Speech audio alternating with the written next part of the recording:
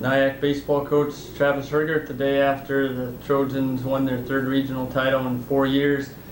I guess you've had a day to look back at your impressive run through the regional tournament. It's still amazing. I can't put into words just the competitive level that our guys showed from the get-go, and I thought the last 2 days were really impressive against the #1 seed in our tournament and how they handled themselves. I mean, their competitive level was off the charts, and from the word go when the tournament started, we won in different ways offensively as well. We really had to manufacture runs the first 2 games, and we got solid pitching performances from Grabowski and Lawrence. But the last 2 days, just what our offense did is something I think people are going to talk about for a long time in this conference. And just against the #1 seed, that doesn't normally happen in the regional tournament. Considering how good this conference is year in and year out. Absolutely, and to do it off of Grant Spranger, who was the pitcher of the year in our conference. He's a Creighton signee.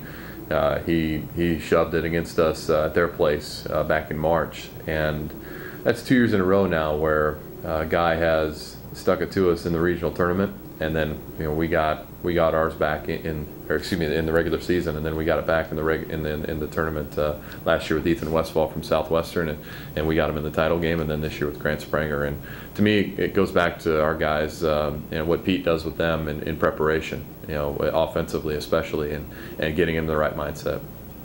And now that's 3 regional titles in 4 years. When you took over the job in 2013, did you envision that or think that was possible coming out of this league with the tough teams like DMACC, Iowa Central, Southeastern, Kirkwood? It's something I remember when we got the job in August of 2012, and I remember going up to Eau Claire and getting Pete from Eau Claire. He was coaching up there that summer in the Northwoods League, and we had about a 5-hour trip home. And I think, in that 5-hour span, we covered every aspect of how we were going to run this program.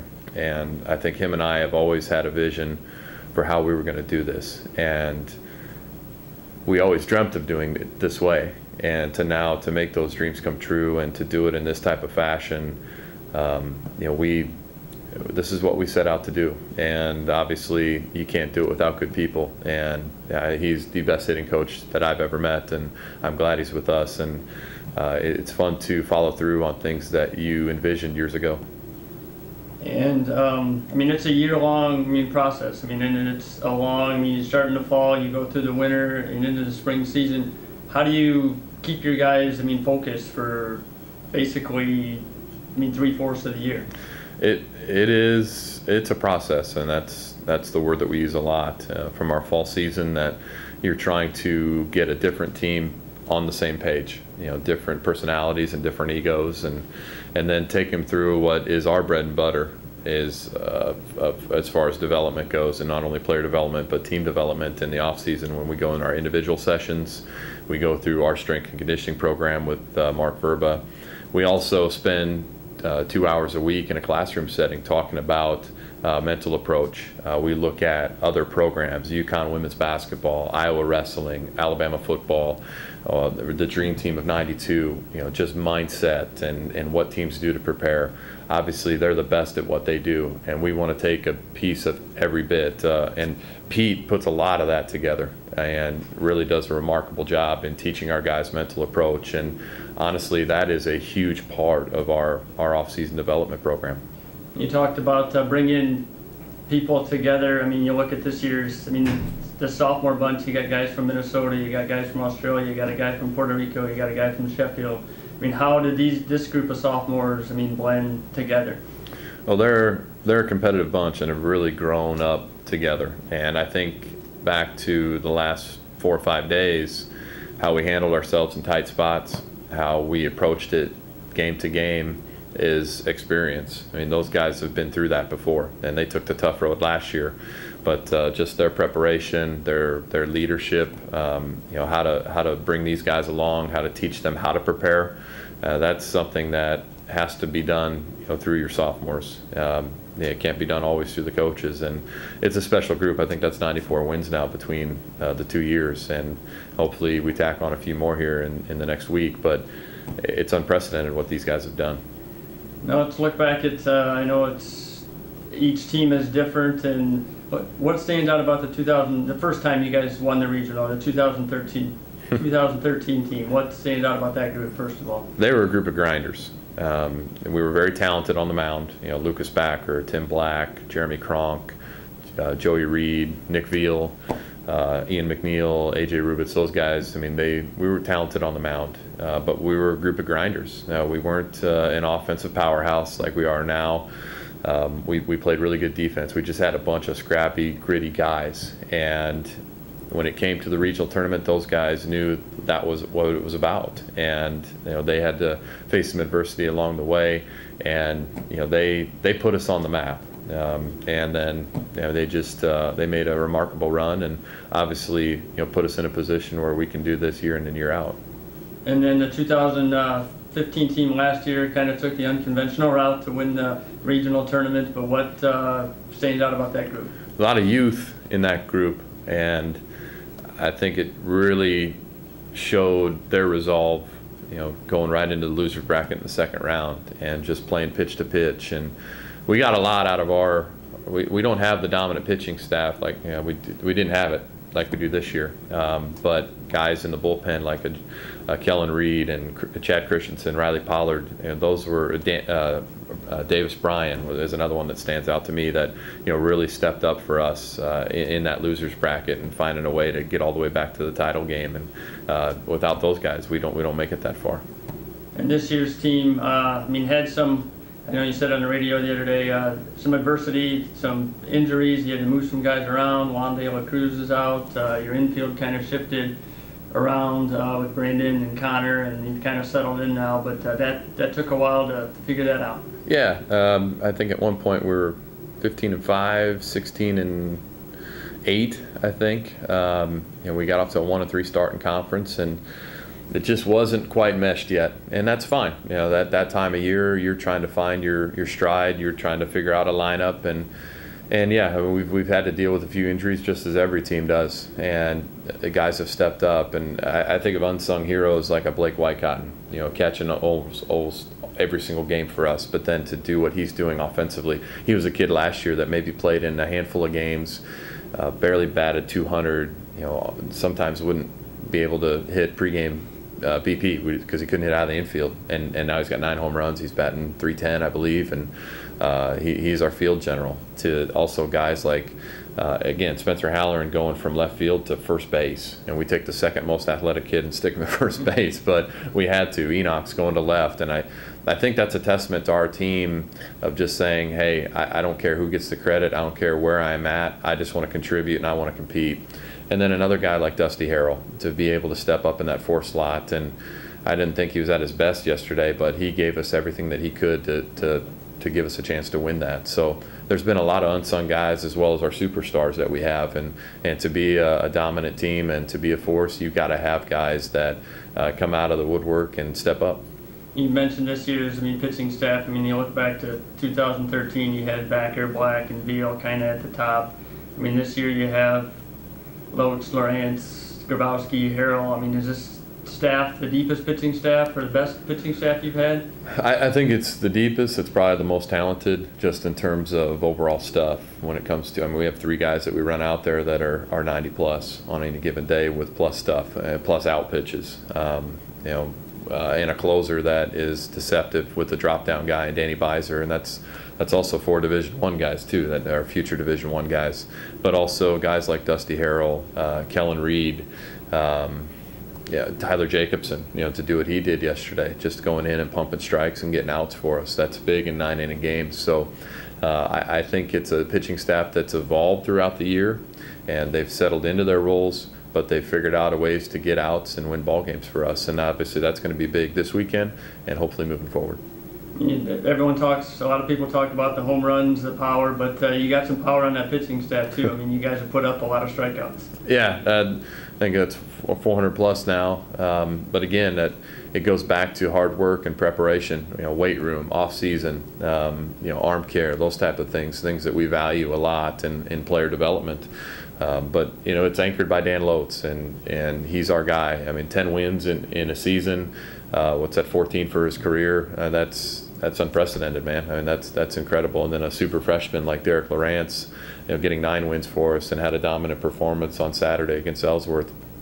And Grabowski as well. I mean, if you want to make a deep run in this tournament, if you want to compete for a national championship, as we've seen on that stage, you've got to have the horses up front that take the mound and give you a chance to win. You mentioned superstars. Just talk about what Robby, Troy have meant. I mean, they're at the top of a lot of categories, career record-wise. What do those 2 guys from Australia mean to this program? Everything. I mean, they've been steady producers for 2 years for us, and the show that they put on this weekend at the regional tournament, I think will be talked about for a long time. They're super talented. Obviously, Robby, playing in the SEC next year, possible draft this summer. I think Troy, he has a handful of offers from Division I schools. Will find a home soon. Those guys have been so fun to watch, and just to sit back as a coach and watch them compete is a treat. And then Malik Ziegler, who's named Player of the Year in our conference. He's going to Iowa next year, possible draft this summer. Transferred in from Northern Illinois last year, and really evolved. I would never have imagined after his fall season that he'd hit 21 home runs and however many doubles that he has. I thought he'd be a singles guy and steal a ton of bags, but he's had the power threat in there and has stolen close to 30 bags for us, but has just been an offensive threat there in that leadoff spot. When Troy and Robby came here as freshmen in the fall, did you expect that, or what did you think of those guys when they first came? I expected it from Troy. I knew Robby was a very good defender. I knew he had an opportunity to be good offensively, but we joke about it all the time. We had him in the 9-hole in the fall his freshman year, but he worked at it. He worked on his approach. He got a lot stronger, things that he needed to do. But Robby's always carried himself with a chip on his shoulder because he's had a lot of doubters coming up. He's played in, behind a lot of talented guys in Australia, and I remember the first time seeing him in Las Vegas taking infield, I knew we had to have that guy. It didn't matter what he did offensively. He was so good defensively, and the arm played. But he's worked his tail off to become the offensive guy that he is. And he went through his struggles this year, and he faced a lot of adversity, and he's grown up a lot in that aspect. And to do what he did on that stage over the last 4 games is something that, again, is so impressive. And how important going forward is, Troy and Robby's success, getting that Australia pipeline, getting more guys from Australia to come, knowing that those guys had awesome success. Mm-hmm. It's talked about in Australia now. We have 5 more that are coming in next year. We have 2 position players, and one's a 2-way guy that can be a dominant guy on the mound, and then three pitchers. Again, that relationship that we have over there is so valuable to our program, but it is a huge opportunity for those young men to come over, continue their education, and continue their dream of playing baseball at the highest level possible. And I love how they approach the game. They play with an edge. They don't cause a lot of problems off the field, and they've been a great asset to our program. Let's talk a little bit about Spencer. You called him a great athlete. What would you think of him when he first got here? And he's developed into a baseball player, hasn't he? He's a superb athlete. He's a winner. He is an outstanding young man. Comes from a great family. He is everything you want in a player. He's that. If you have a daughter, he's the kid you want to have. Bring him to the front door. On prom night. He's just a superb kid. He's so athletic. When we first got here, we didn't really think he'd play a whole lot for us. And I remember him taking batting practice on the first practice. I think we had him in Group 8, which is one of the last groups. And I went over and said, well, we're going to bump you up to Group 3, I think, the next day. And we had a Division II transfer in left field. And Spencer kicked his rear end that fall. And that kid left. And we gave Spencer that kid scholarship. And he has played in every game for us since. And he has been our heart and soul of our team. He knows how to keep guys in check. He's just continued to prepare and perform each and every day. And he is as locked in as anybody right now at the plate. And just a superb kid. And, he is the glue that keeps it all together. And he draws, a lot of, not just him, draws a lot of walks. You guys work the count. That doesn't just happen by accident. That is talked about in the fall and worked on in the winter as well, right? Right. It's a huge part of our approach. You come around the cage and you see Pete go to work, you'll hear terms like, ball exit speed and barrel path, and working in space, those type of things, control the barrel, hit the ball hard, those type of things. That's our mantra. But get a pitch and hit it hard. Hit as hard as you possibly can. That's our mantra. And these guys live it. And it's not the same swing with each guy. Every guy's going to be different. It's more about approach and hitting the ball hard. But you go back to Spencer getting on base, our offense has really, I think, taken a jump over the last 3 weeks. We bumped him into the 2-hole, and our offense has really taken off because him and Malik are always on base, and that gives Robby, Troy, Mitchie, Ledoux, Johnny up and down the order a chance to drive those guys in. And again, it's just really impressive what Spencer's been able to do here in the last 2 years. You mentioned Johnny there. I don't want to forget about him. I mean, he's come up with some big hits in tournament games, big spots. I mean, he's not very big, but he doesn't get cheated with the swing, and he comes through in the clutch a lot. It's funny, on the way home last night, he sat behind me and he asked me, "Coach, honestly, tell me, what did you think of me when I first got here?" And I said, "I didn't think he could hit." And he's definitely proved us wrong. And he overcomes a lot of odds being 5'5", and but he's played a great second base for us this year. He's always on base. He's unbelievably has a great power source. He had a big home run for us off Spranger in that winners bracket final. He's just been a steady source for us, and he's always smiling. He's never down. Again, he's just a testament of our approach each and every day, and he brings it. And I'm so glad that he's had a tremendous career, and I'm happy I get to see him play for another weekend. So now, I mean, you've won the regional. You don't have to go to Montana. You don't have to go to Nebraska. You get to play at Roosevelt. How comforting is that, and how much are you looking forward to this weekend? I think it's really exciting, just due to the fact that Mason City is a baseball town, and this is something I know over the last few weeks people have talked about, and it's drove me nuts. But now that we can talk about it, it is really exciting for our program. It's exciting for NIACC. It's exciting for our players. I think we're 17-1 at home, so obviously we're comfortable being there.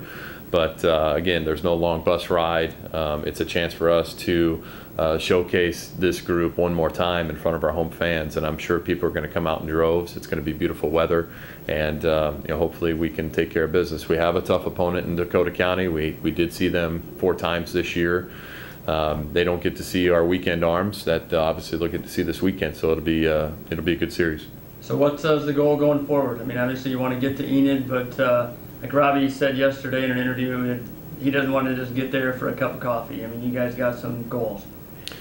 I think this group wants to really solidify themselves as the best team that's ever been at NIACC, and you don't do that without getting to the World Series. So obviously there's a huge hurdle in front of us, but I don't doubt this team's focus for 1 second. That competitive spirit that they've shown over the last few weeks is something that's been unprecedented. But as I said yesterday, I was asked by the newspaper, can this team make a run? And there's no doubt in my mind that we can compete for a national championship, but we've got one hurdle in the way, and we've got to take care of that before we really start talking about that. But if we're built for it, I think this is the year. Anything else you want to add about the program or just this season? I really appreciate everyone's support, from our fans that come out to the fans overseas that don't get to see their kids play. They obviously get to see the Twitter updates, the Facebook updates, and I know that's greatly appreciated by them. And our assistant coaches, Pete Lortzen, Sean Schlechter, Hunter King, those guys bring it each and every day to help this program and our players. I'm truly blessed to be able to watch them perform each and every day, and I hope we get to do it for another couple of weeks, and really can't thank people enough for all their support. Perfect. Thank you.